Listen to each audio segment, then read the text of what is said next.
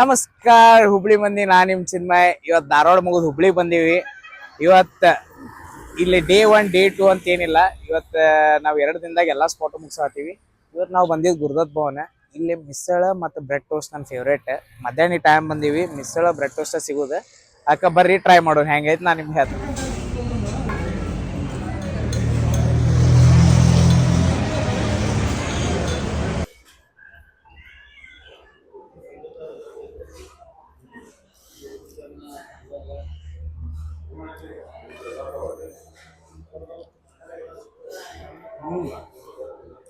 ಚಿತ್ತ ಅನ್ನ ಹೊಂಟೈತೆ ನೋಡು.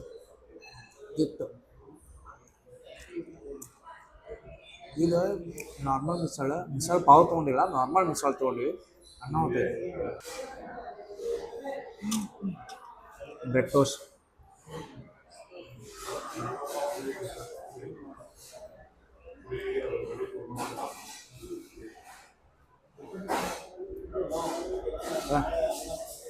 Work it.